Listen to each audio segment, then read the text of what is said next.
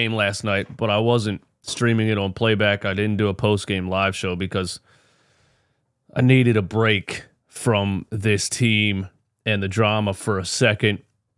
So I figured, you know what, I'll just take a night off. Plus another 10 p.m. game, man. I was tired of the 10 p.m. games. So I figured I'll just rewatch the game in the morning and do a little lunchtime live episode of the show. This is brought to you by BetUS, brand new sponsor of the channel, BetUS. Go to BetUS.com and you can receive a 125% bonus deposit match. Link is in the description. More on BetUS in a little while, but shout out to them. Thank you for sponsoring the channel. 125% deposit match from BetUS. For all of your sports betting needs, go check it out. So I needed a break last night because I got so angry. about the Joel Embiid news that I didn't want to think about the 76ers. I didn't want to watch the game. I did the live show talking about the Joel Embiid news about an hour before the Sixers Jazz game was going to start. And look, it's not healthy. It's not healthy. The way that this team controls my emotions is not healthy. I was so real life upset about the Joel Embiid news. I texted my friend and I was like, I'm literally depressed about this. This should not be a thing. A sports team should not control my emotions like this. But anyway, I was that mad about it. I was like, I don't even want to watch the game. I don't want to talk about the Sixers anymore. So I went down the street to my local Permani Bros, had a couple adult beverages with some friends and watched the Sixers game on the TV.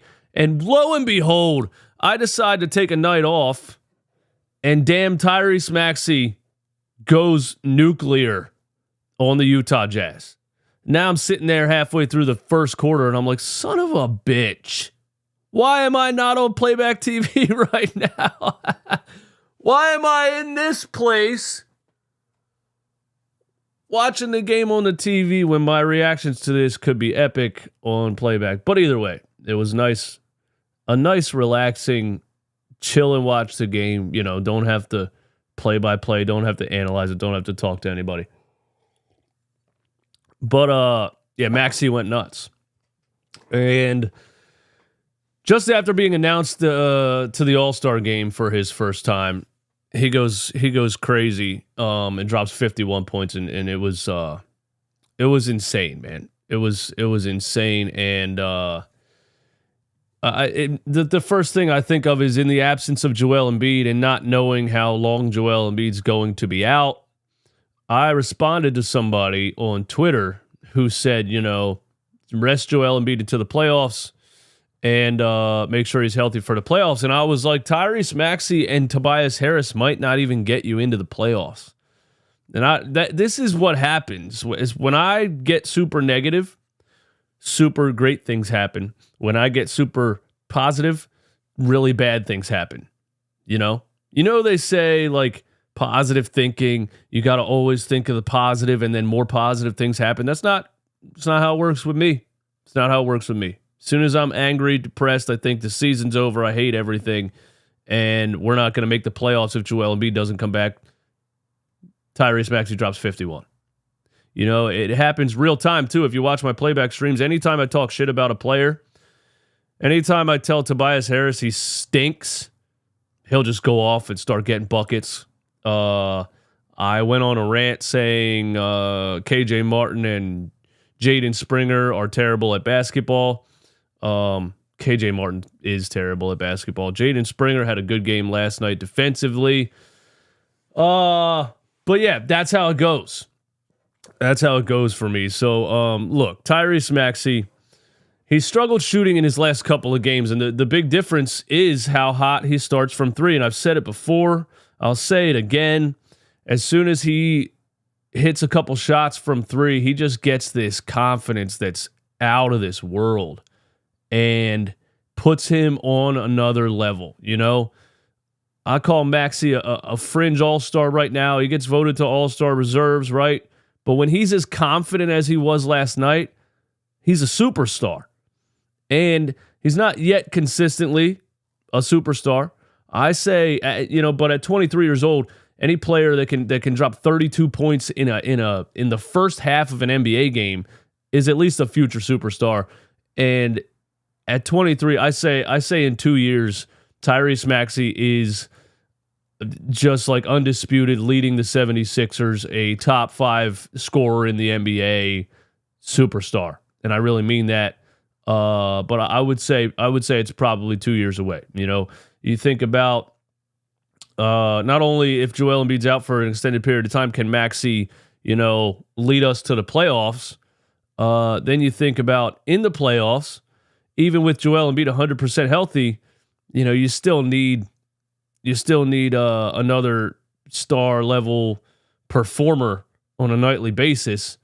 And a lot of the discussion is, can Tyrese Maxey do what he did last night in the playoffs? I've seen it a couple times this season.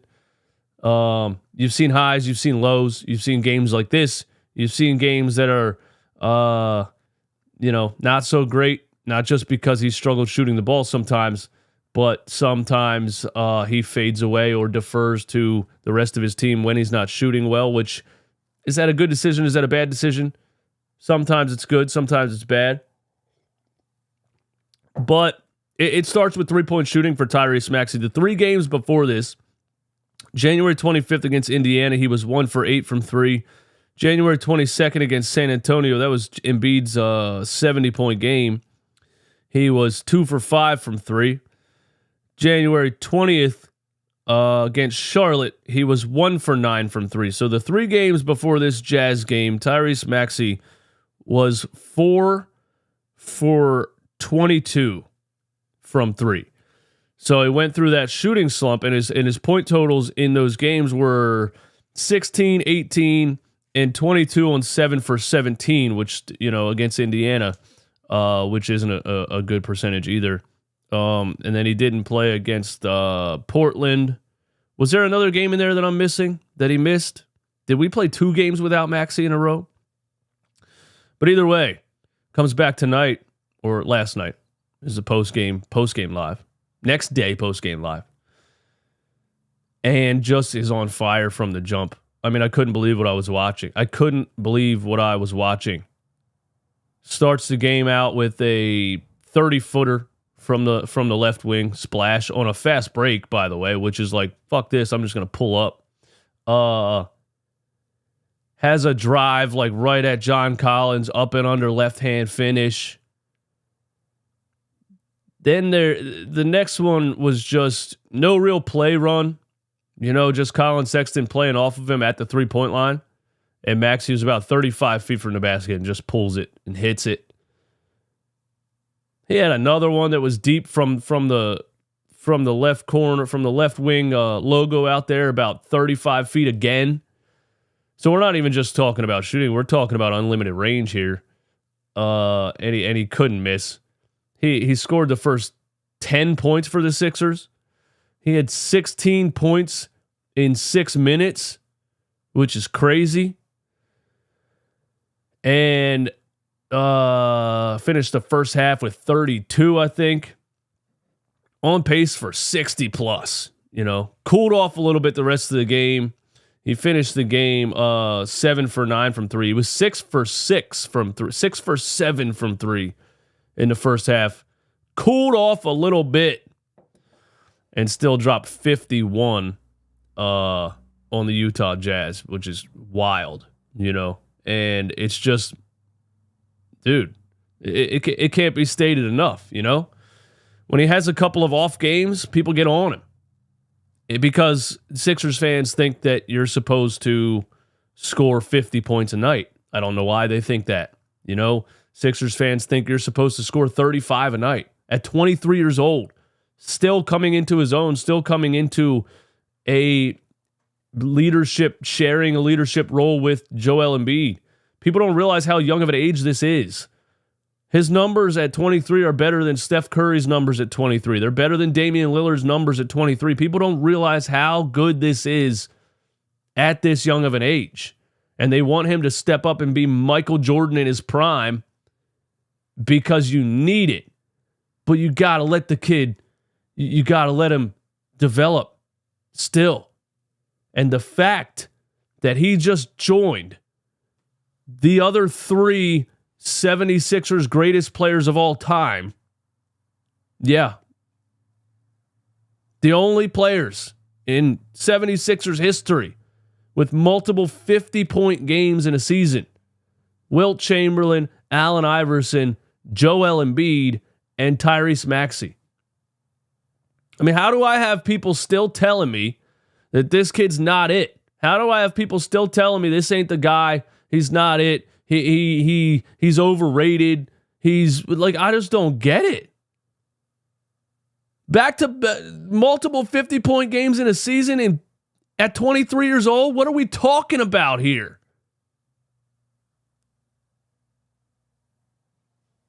You know, just the other night, actually last night, Jaylen Brown, highest paid player in NBA history, Jaylen Brown, had 8 points in a loss to who? Was it last night? The Celtics lost to Thursday. The Celtics lost to the Lakers 114-105. Jaylen Brown, the first $300+ million contract in NBA history. He was 4 for 12. He had 8 points. The Bucks lost to the Trailblazers 2 nights ago. Damian Lillard was 9 for 23. You know? And Tyrese Maxey at 23 years old has some of these bad games, and people get on him and say he's not a star and he's never going to be. It's the craziest thing I've ever heard. But that's also just the way it goes with this social media age, this social media era, where every fucking idiot with an opinion can be heard. You know? Back in the day, you would get all your sports takes from sports writers who were hired to write unbiased opinions in a newspaper column. And you would go to I don't know, I'm thinking like back in the 70s or something. You would go to the local diner, right? Or the local pub. And yeah, some drunk moron or sitting at the corner, you know, would be like, Dr. J ain't shit. He's just tall and runs and dunks and he's no good and the Sixers aren't. But everybody would be like, that's just John, the drunk guy at the end of the bar. Nobody cares what he's saying. Now, John, the drunk guy at the bar, and everyone else like him has a Twitter page and can comment on YouTube channels. You know what I'm saying? It's annoying, but we got to get better. Me, myself also. We got to get better at ignoring these idiots. Because Tyrese Maxey's on a trajectory that has rarely been seen in the NBA at just 23 years old. Yeah, I'm rambling a little bit. Let me talk more about the game, okay? Then Maxey hit Chris Dunn with the nasty step back. Dude, he was hitting, he was giving the Jazz everything. He was giving the Jazz all kinds of buckets. The Euro fadeaway 1 foot in the lane. The up and under left hand on John Collins. The step back 3 on Chris Dunn. What doesn't he have in his bag? And finishing with either hand. Dude, in the fourth quarter, the fast break up and under on, I think Sexton was there. And he finished with the left hand on the other side of the rim with the English off the glass. I mean, he has a finish. He's one of the best finishers in the game. He's one of the best finishers in the game. When he's really on it. You know, he has games where it looks like there's a lid on the rim. Yeah, but everybody does. When he's really on it, bro, he's one of the best finishers in the game. The Jazz went up 120-117, and Maxey hits a 35-footer to tie the game. So it wasn't just, you know, empty stats or a lot of hot shooting throughout the game that didn't really matter. He also was clutch. You know, a lot of players could be this hot throughout the first 3 quarters of a game and cool off and not be very effective in the fourth. He's hot the whole game and hits a 35-footer to tie the game at 120 apiece with what, under a minute left? Then it's 120 to 120, and Tobias Harris hits Pat Bev in the corner for a massive corner three from Patrick Beverley with 40 seconds to go in the game. Essentially the dagger, Patrick Beverley. And we keep saying, the Sixers need to make a move. The Sixers need to get a backup point guard or Patrick Beverley. Like, it's nice and we like him, but he's not good enough. There's a lot of takes like that, man. And I think Pat Bev probably hears the takes. He's active on social media. He's got the podcast. I think he probably hears the takes. And he wants to go out there and continue to show everyone that, hey, yeah, I'm 35 years old, but I still got something. I never knew Patrick Beverley as a bucket like that. But hey, corner three for Patrick Beverley with 40 seconds to go in the game. Basically the dagger. What happened after that? Jump ball at half court with 20 seconds left. Yeah, Oubre, Maxey drives right, trips, falls, still makes a ridiculous pass while falling to the floor to Kelly Oubre, who tries to poster John Collins. Kelly Oubre has about 25 almost posters this season. And he's gonna get one. He's gonna get one. I need one. I need a Kelly Oubre poster. But they call a foul, they review it. It wasn't a foul. Jump ball at half court with 20 seconds left in the game. Sixers up 1. You got to win that tip. You know how huge that is? If the Jazz win that tip and they get a possession and they could get a bucket and win the game, Mo Bamba wins the jump. That was huge too. The Jazz were then intentionally fouling Maxey with 49 points, and the lady ref on the sideline didn't want to call it. You guys remember that? And Maxey's like, yo, what the they were shoving him. She's like, nah, I don't see that. So Maxey has 49. We all want him to break his career high. Should have been there with those free throws, but then the Sixers throw it into the backcourt. And he gets 2 free throws to put the game away and give himself 51. And then he intentionally fouls Jordan Clarkson right before a 3-point attempt. Sixers up 3. Maxey fouls Clarkson to force him to shoot 2 free throws, and then he has to intentionally miss. That was a close one, because if they would have awarded him 3 free throws right there, he could have tied the game. But it was on the floor. Good call by the lady ref that time, and Patrick Beverley gets the rebound on the intentionally missed free throw, immediately runs to the locker room and tweets, "Belt to ass tour." And, however long Joel Embiid's going to be out, this is what the Sixers are going to need, man. They're going to be the underdog every single time. And they're going to need guys like Patrick Beverley to play out of his mind. They're going to need Tyrese Maxey to play out of his mind. They're going to need Tobias Harris to continue. They're going to need it. They're going to need it if they're going to survive. If they're going to survive. I don't know, what Joel's stuff is looking like, what the injury is. The main thing going back and forth is does he need surgery or can he play through it? We're going to talk about it more, but I want to show you guys the new sponsor of the channel, BetUS. Go to BetUS.com and you will receive 125% deposit match by using the link in the description of this video. 125%. Yeah, you put $100 on BetUS, they give you 125, up to 2,500. You put $1,000 on BetUS, they give you 1,200. You can't beat that. Other betting sites are not doing that. Look, you go to BetUS right here. You click on NBA, and you got all the odds right here. Last night, the Sixers were a plus 400 against the Utah Jazz, and I considered for a second betting on them because I was so down on this team last night. I was like, watch this son of a bitching team. After Joel Embiid news that he's got a injured meniscus, Watch this team go out there and upset the Utah Jazz. And at a plus 400, what would that have paid out on $100? $500 or something? Probably. I don't know. I didn't do the math.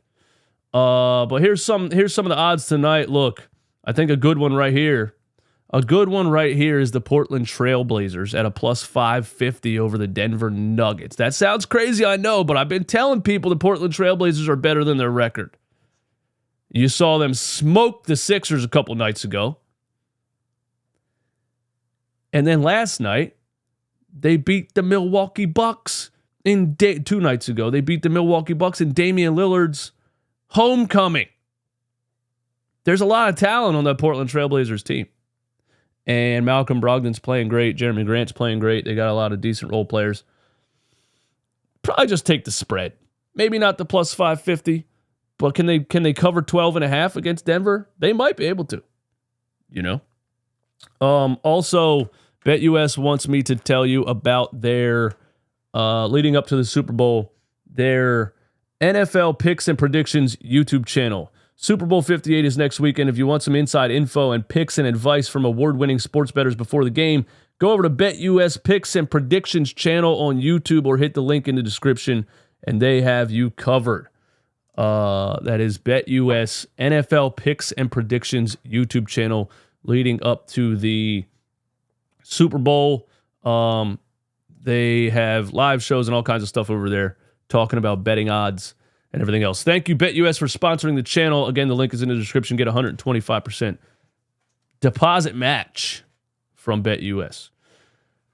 Let's continue, man. I got a couple other things I want to talk about. Cammy_OW. Honestly, Maxey should shoot 40 shots a game without Joe. Now my stats went away. You bastard ESPN website, dude. It's such a bad website. Why is it so bad? NBA website is bad. And NBA website is bad. ESPN website is. These websites are terrible, dude. They don't work right. Where are we at? Thursday was last night, right? Sixers Jazz. This is what I was trying to get to. Okay, box score. There we go. We're back. Maxey should shoot 40 shots a game without Joe. I don't know about all that now. 17 of 27 he was. He was 7 for 9 from 3. He just had it going on, you know. And I actually saw a comment in the chat when I first started this show that said, I don't like the offense. It was too much Tyrese Maxey. I wanted to see some more pick and rolls. Bro, I don't know how you figured out a way to be negative after Tyrese Maxey drops 51. People said the same thing when Joel dropped 70 on the Spurs. Like, what do you guys do? Do you guys wake up in the morning like, I have to find a way to be negative? They were like, yeah, he scored 70, but it wasn't team ball, and it's not a winning form. Man, stop it. Knock it off, dude. When there's a player that can't miss, you keep giving him the ball. Did you ever play basketball before? Come on, man. When there's a player that's so on fire, it looks like he can't miss, your job is to continue to get him the ball. We don't need to play team ball at that point.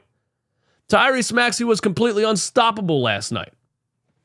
Everyone's job was to keep getting him the ball. Remember the 70-point Joel Embiid game when Daniel House Jr. got booed for shooting a wide-open 3 in the corner? Maxey drops 51 on 17 for 27. Now, look, I think Maxey's a very smart player, and if he's not shooting as hot as he was shooting last night, I don't think he should shoot 40 shots a game like Cammy OW says here. But last night he knew he was hot. And that's what I love about it. His confidence was out of this world, and he knew it.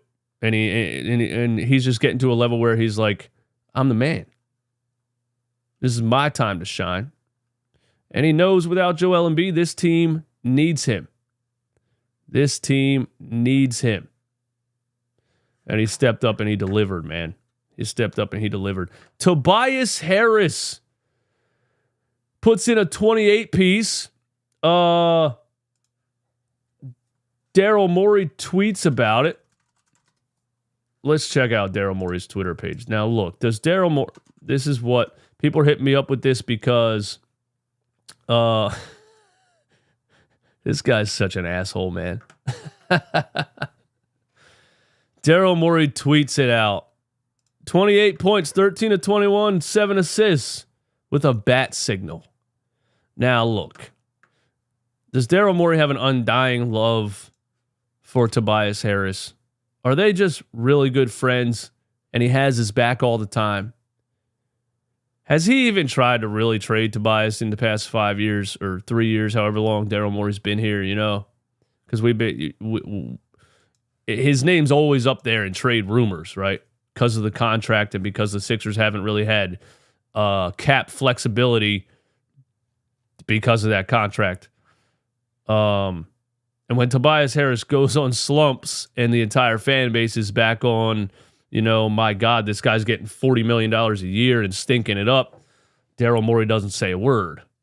Tobias drops 28. Daryl Morey tweets it out to make sure you know it. Did Daryl tweet about Tyrese Maxey? You know, I don't feel like I like this right here. You know, Daryl Morey hits the retweet button on the Sixers page for Tyrese Maxey career high 51 points. But his buddy Tobias Harris scores 28 and he goes full on, I'm going to tweet his stats out myself and take the time to post a couple of photos with the Tobias and the bat signal and something else. I don't know. Listen, Tobias Harris was great last night. He had 28 points. I say a lot of times that Tobias Harris only scores against smaller defenders and takes advantage of mismatches, which he does, which is a good thing. But I say a lot of times that he folds against bigger defenders. You know, Pascal Siakam in Indiana,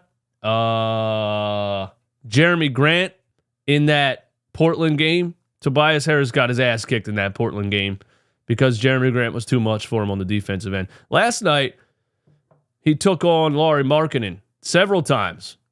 And he was strong, he was physical, he was going right at him, he was using his body. And again, I say it all the time, but there's just two different Tobias Harrises, man. He's either physical and strong and playing confident, or a defender completely gets in his head by being physical with him, and he disappears. Last night, he 28 points, 13 of 21, 7 assists. Can't complain about that. Can Tobias Harris keep that up? If the Sixers are out, if the Sixers are without Joel Embiid for a significant amount of time, they're already fifth in the East, right? Maxey can't do it himself. Maxey can't drop 51 points every game. You're going to need Maxey.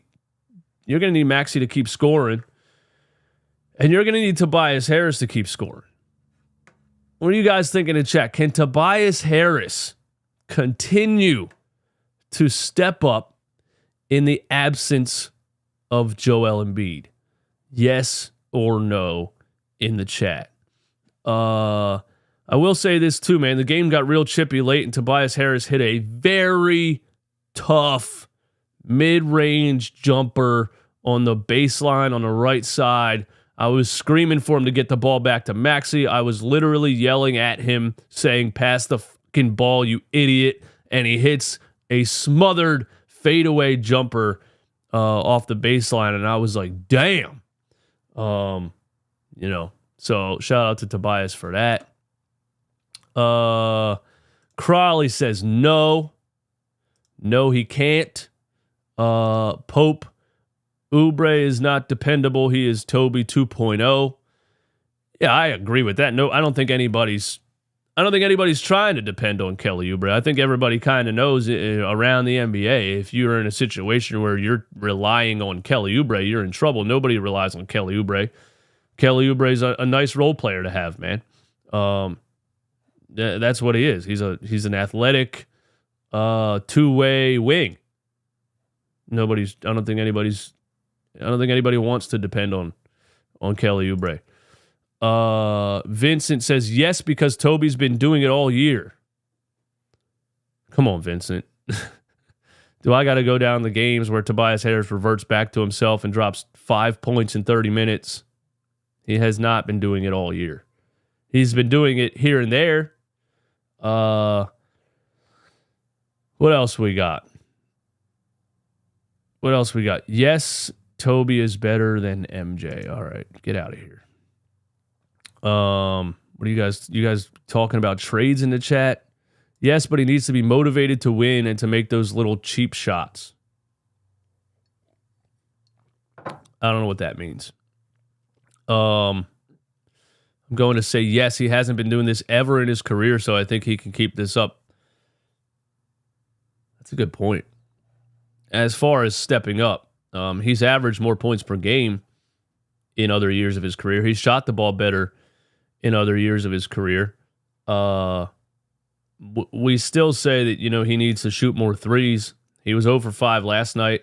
He's only shooting like 3 per game this season, which is kind of crazy because he's been playing alongside Joel Embiid the whole year. But we'll see if he keeps it up. Tubi is a joke. I've never been a fan of Tobias. Come on, it's where else we at here? Come on, it's Toby we're talking about. I just think there's 2 different Tobias Harrises this season, man. It's either he's strong, physical, and confident and finishing in traffic and playing the way that we've wanted him to play for 5 years, or he gets beat down by a bigger defender and he folds and he hides. We'll see. We'll see if it continues. Keith Richmond, my man, thank you for the support, bro. Keith Richmond been rocking the channel for years. Appreciate you still being here. Late to the chat. Do the Sixers pull the trigger on a big man until Embiid gets better? Great stuff, DJ. Keith, thanks for the super chat, man. Thanks for the support. I appreciate you. Do the Sixers pull the trigger on a big man? Who's the big man? I think that's the thing. You know what I mean? Who is it? Who's out there? Who's available? Mo Bamba wasn't awful last night. He made some plays, right? There was also some other plays where Mo Bamba was Mo Bamba. I think in the grand scheme of things, Mo Bamba's absolutely god awful, and you can't rely on him. He can't move his feet. He's so slow and so weak up top that players can go right through him and finish over him. Again, Taze Moore, the last player on the Portland Trailblazers roster, hit Mo Bamba with the cleanest Euro lefty finger roll I've ever seen. Anybody can score on Mo Bamba. Last night he had a couple of good plays, a couple of takes to the rim that were strong, a couple of blocked shots because he's long, but in the end, you can't rely on Mo Bamba to be a solid backup center with, Paul Reed going to be starting in Joel Embiid's place.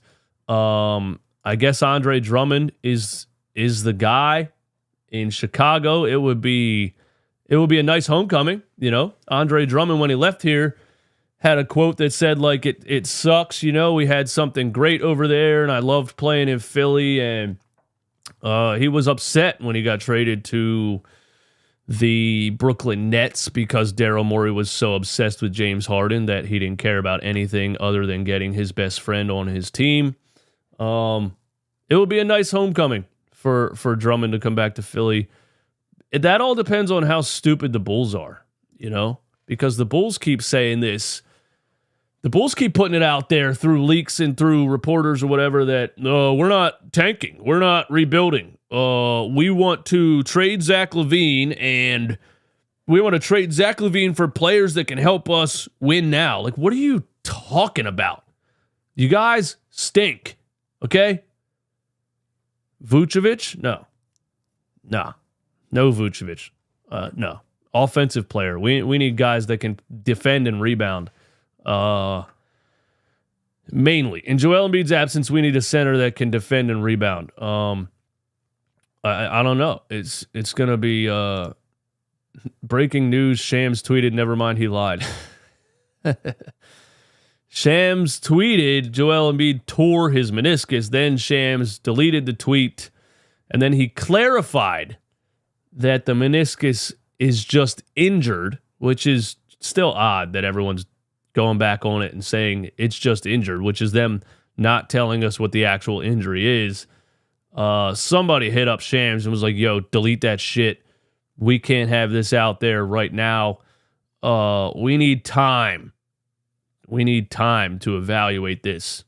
But listen, if the meniscus is torn or it's strained or it's partially torn or whatever it is, it's bad. Because again, you saw Joel try to block a shot and his knee buckled and he fell to the ground. Which, the people that I've talked to, some of the callers that called in yesterday and said, like, I've torn a meniscus before. The meniscus is the cushion between the knee bone and the whatever. I'm not a doctor. I'm just saying when the meniscus is gone, bone on bone, and you try to jump and it doesn't work. So whether it's torn, whatever, it's injured and his knee doesn't work. Okay. Let's just call that. Let's just say that's what it is, okay? Joel Embiid's knee doesn't work. And you're going to need Joel Embiid's knee to work to survive and get back into the, to have a playoff run. And I think personally that Joel's going to have to sit for an extended period of time, and you're going to need this team to survive without Joel. You're going to need to survive without Joel. You're the 5th seed right now. Let's go look at the standings. Let's do that.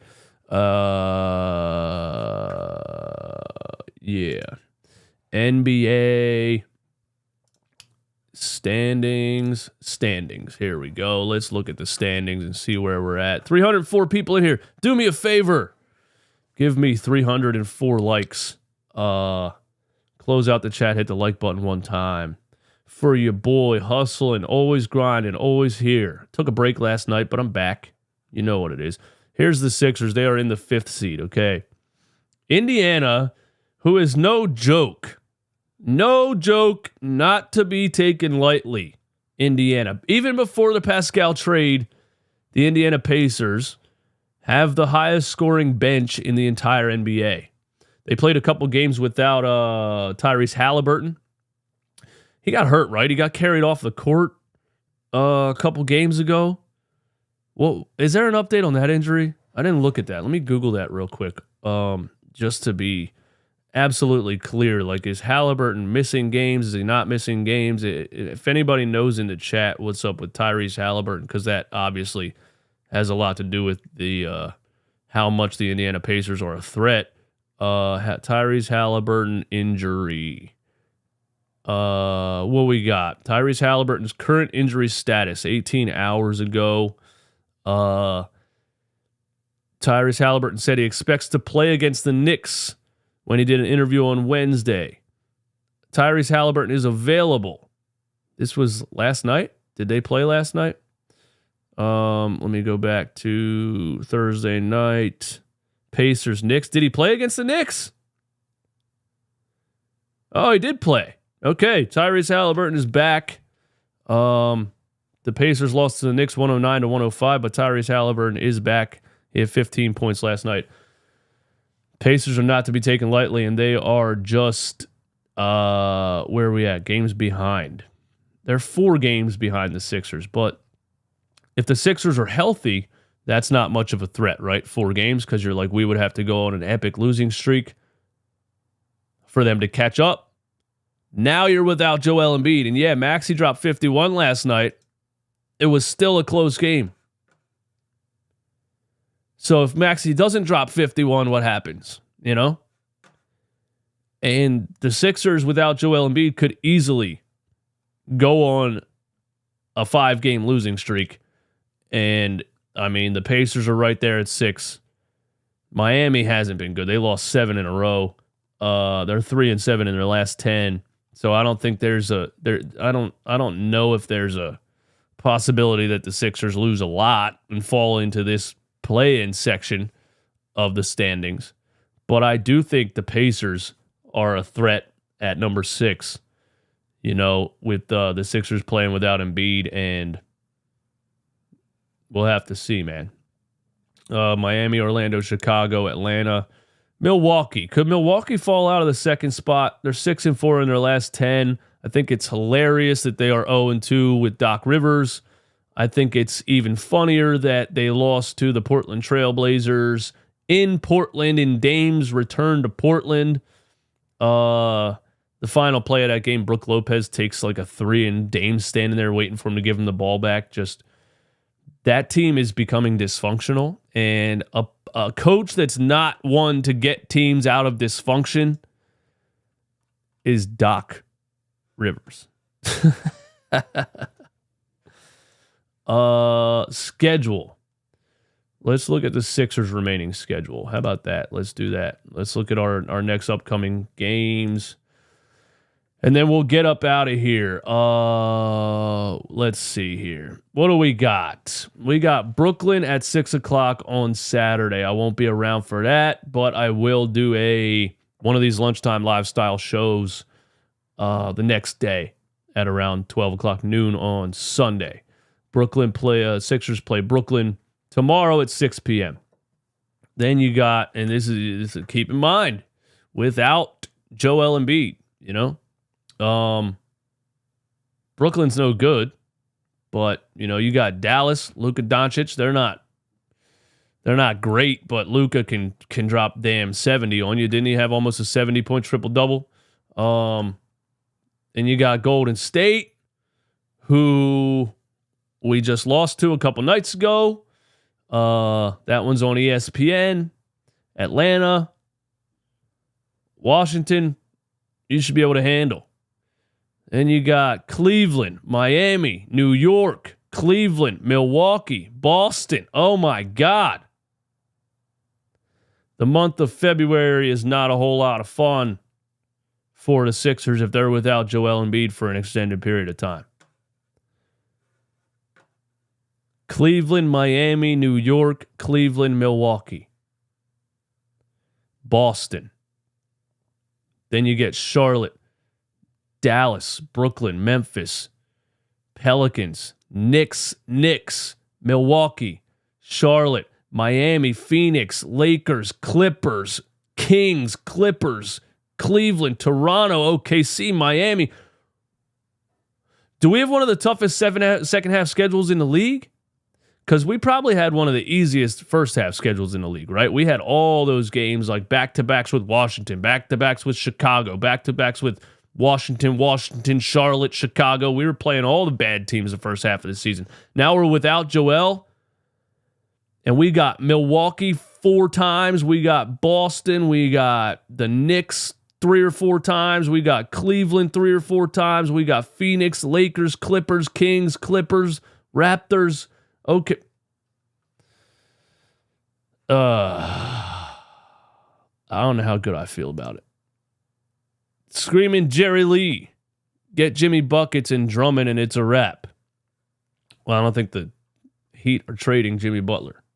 And I don't want to go, I don't like to go in reverse. I don't like to go back in time. I don't want the Sixers to trade for Jimmy Butler. The Knicks are legit as fuck. Absolutely they are. They are also not to be messed with. Jalen Brunson is a dog. It's funny. I was just talking to someone last night about that because the what am I saying? The Dallas Mavericks had Jalen Brunson and Luka Doncic and let him walk and traded for Kyrie Irving. DP. Hey, man, you owe Toby an apology, and you better start speaking nicer on his name because that's the only help Maxey's. Shut the fuck up. How about that? Kiss my ass. Don't tell me what to do. All right? You better start speaking nicer on his name. Hey, DP.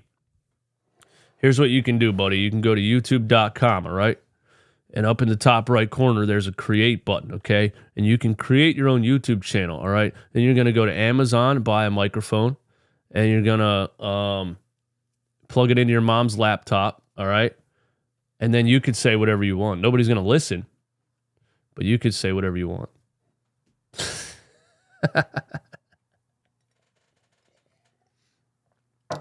Every time Tobias Harris has a couple nice games, we get this. We get this, you gotta apologize to Tobias Harris shit, and it's ridiculous. I don't know if you were joking or not. I'm not being very serious either, and I'm sorry for telling you to shut the fuck up. Thanks for tuning into my channel. I love you. What else did I want to look at, man? What are the takes in the Discord here, bro? What do we got? We got a Tyus Jones thing here. We got several contending teams have expressed interest in trading for Alex Caruso.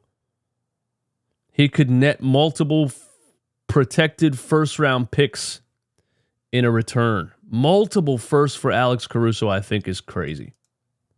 I do think that's crazy. I think multiple firsts for Alex Caruso is crazy. We got Evan Sidery is the Twitter page. Let's go over there real quick. Let's look at some trade rumor stuff, and then we'll get up out of here, all right? Yeah. Evan Sidery. Who is this guy? I follow him. Covering the NBA for Forbes Sports, previously Basketball News and SB Nation. Several contending teams have expressed interest in trading for Alex Caruso. If the Bulls make Caruso available, he could net multiple protected first-round picks. Look, Caruso's a dog, okay? Caruso's a dog. He's arguably the best defender in the NBA. Not just best on-ball defender, not just perimeter defender. He's literally known as one of the... There's lists that have him at the top, the best defender in the NBA. You know, there's plenty of clips of him shutting down Kevin Durant in fourth quarters and things like that. But Caruso's not an offensive threat at all. And I understand it's important to have a shutdown defense guy, and if there's a team that's a championship contender that is just weak defensively, look who should be looking at him is the Sixers should be looking at him, but not for multiple first-round picks. The Milwaukee Bucks should be looking at him, definitely. But he's a defender, he's a facilitator, he's a good ball handler, doesn't turn the ball over, good facilitator, good half-court guy, but he's not a scorer. He scores 9 points a game. You know, he did kill us last game. That was funny because I think he had more than 9 points in the first quarter, and he averages 9 points a game. He's becoming one of the most overrated players in the NBA. He shuts down nobody but Maxey. I don't even know what that means, bro. See, this is why I don't click on random chat comments. Just super chats and I read the Discord. It is what it is. Here's another one. Tyus Jones. What do the Sixers really need, you know? I got a question for the chat. Can Patrick Beverley keep up what he's doing? Is Patrick Beverley a reliable backup point guard in the playoffs? Or do you need to trade for a guy like at least Tyus Jones? What'd you think in the chat? Richie MC says, is he on roids? No. Everyone with muscle on their body is not on steroids. Alex Caruso just has some freak genetics, and he's built like a tank. This is if can Patrick Beverley be relied on in the playoffs as a backup point guard? We gotta know. Trade. Tyus Jones is good, but they already have a bunch of undersized guards in the rotation. Pat Bev is better than Jones. Shane says, no, I hate him. Shane, you got a lot of hate in your heart lately, man. You got to calm down. That word hate is very powerful, man. Words are powerful, Shane. We got a Tyus Jones hard pass. I mean, look, a backup point guard that can handle the ball, that can score, that can pass, that can do. Look, the reason I think people want to trade for Tyus Jones is because the Sixers, even with Patrick Beverley, don't have enough point guards on the roster. They don't have enough scoring, ball handling point guards on the roster. You know, Maxey and Patrick Beverley can't be your only point guards, dude. That can't be a thing. They just can't be. Look at the Celtics. They got 4 of them. They got Drew Holiday, Derek White, Peyton Pritchard. I think there's another one I'm not naming right now. Yeah, you need shot creators, ball handlers, shooters when the bench lineup is out there. And I think Tyus Jones, look, I don't think he's going to. Washington's initial asking price was a first-round pick. Now it's saying Washington will be willing to trade Tyus Jones for multiple second-round picks. Look, if Daryl Morey doesn't make a splash at the deadline, he should at least trade multiple second-round picks for Tyus Jones. That's what I'm saying. We don't need a backup point guard. We need Brogdon. Is that not a backup point guard? Bro, Money Mar, what are you doing today, bro? Did you drink alcohol for breakfast? What's going on? Every time I click on your comment, you confuse me even more.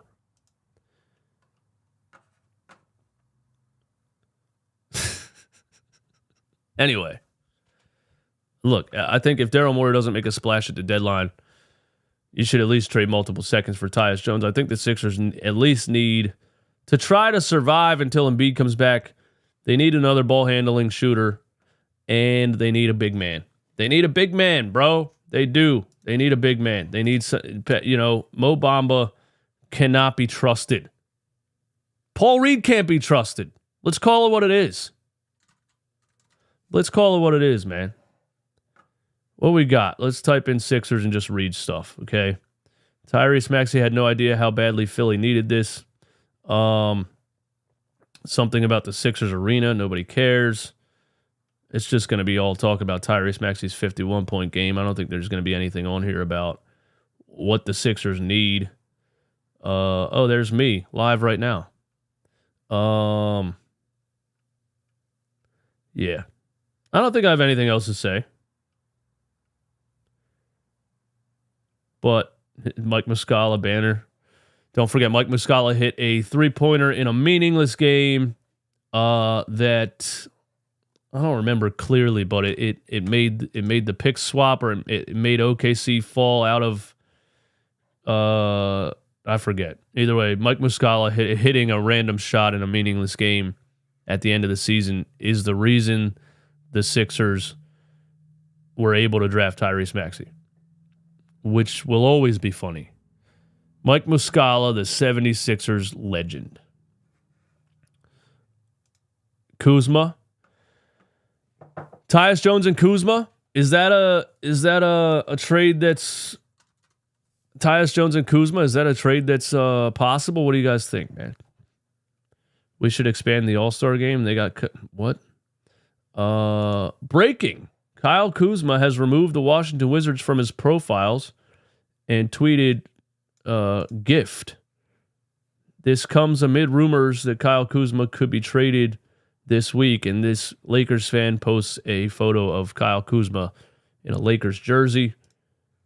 I think it makes perfect sense, obviously, for the Washington Wizards to trade Kyle Kuzma. I like him. I like Kyle Kuzma. I know that Kyle Kuzma has a tendency of looking like he doesn't care, but if you were traded to the Washington Wizards and you were already paid nicely, would you care? Look, 6'9", big body player who can dribble, pass, and shoot and rebound. And if he's motivated, if he knows he's on a contender, I think you can get a lot out of Kyle Kuzma. And that's just another wing on the Sixers roster, wings that they haven't had for years and years and years. So, yes. I'll say this, if Morey doesn't make a splash, but he at least ends up with Tyus Jones and Kyle Kuzma, and to try to survive until Embiid returns, I'm with that. I also would absolutely love Malcolm Brogdon, but it's hard to say what the Portland Trailblazers are going to do, It's hard to say.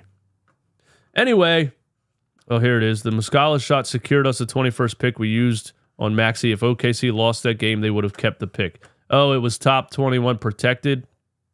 Something like that? Or whatever. It was top 20 protected, something like that. They fell to 21. And so we got the pick. Is that how it happened? Thank you, Mike Muscala. DeJounte Murray is honestly our best bet. I like DeJounte Murray. I still think he's going to go to the Lakers. There was more rumors about DeJounte Murray yesterday that the Lakers offered. The Hawks want Austin Reeves. The Lakers do not want to give up Austin Reeves. Austin Reeves last night in a Celtics win had 32 points. AR-15. Without LeBron James, without Anthony Davis, the Lakers beat the Celtics. Don't forget, bro, I want to go back to that. I want to go back to that for a second. I've been telling you guys all year long, the Boston Celtics are frauds. Absolute frauds. They traded the heart and soul of their team. They traded all of their best defenders. And they paid Jaylen Brown $300 million. Bro, Jaylen Brown last night against the Lakers without LeBron and Anthony Davis had 8 points. And Joe Mazzulla is not good. The Celtics are not what they once were. Danny Ainge as the GM was why the Celtics were as good as they were. Brad Stevens is not Danny Ainge as a GM, and Joe Mazzulla is not Brad Stevens as a coach. Still not scared of the Celtics. They lost to the Lakers last night without LeBron and AD. And Austin Reeves gave them 32. Anyway, Skip Bayless tweeted, and the Lakers should or even would considering giving up Austin Reeves for DeJounte Murray. Stop it. AR just scored 32 at Boston on 7 of 10 threes without a turnover. Doesn't play D like DeJounte, but more valuable. Lakers aren't trading Austin Reeves. The Hawks want Austin Reeves in a DeJounte Murray trade. So that's what they're stuck on. But the trade deadline is approaching. You know the Lakers are going to trade DeJounte. I mean, you know the Hawks are going to trade DeJounte. The Lakers want him. Just depends as you get closer to the deadline. Do they pull the trigger? Do they pull the trigger?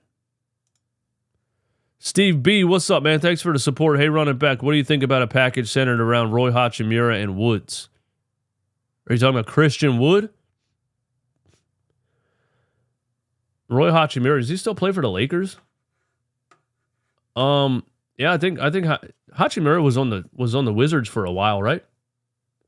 Where's he at? Skip had an actual good take. Where is Hachimura, man? Tell me in the chat. Lakers, okay. I don't know.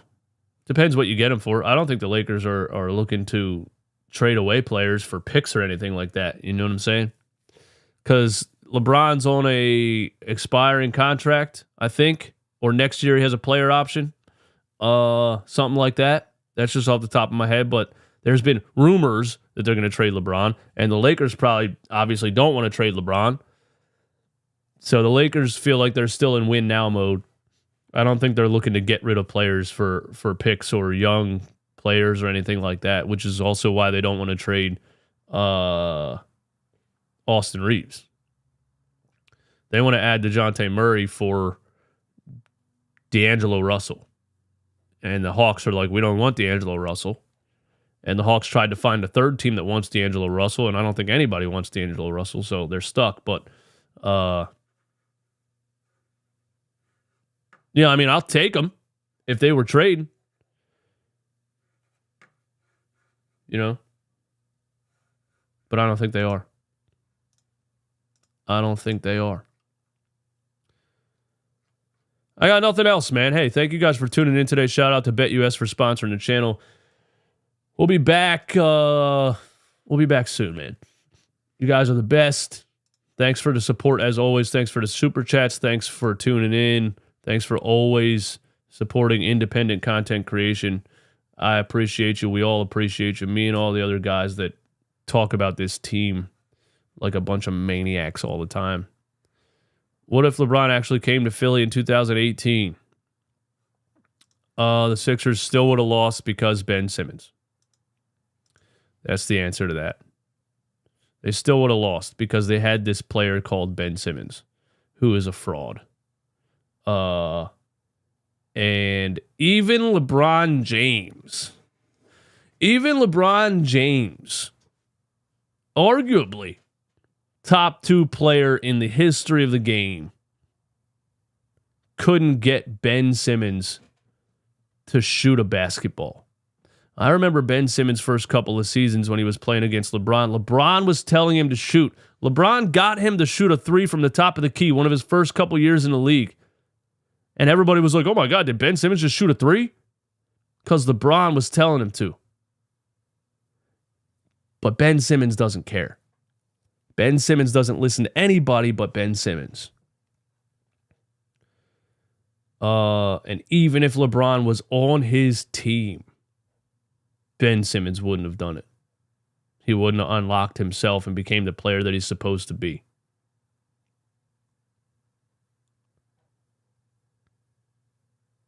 So, no, we still would have lost because Ben sucks.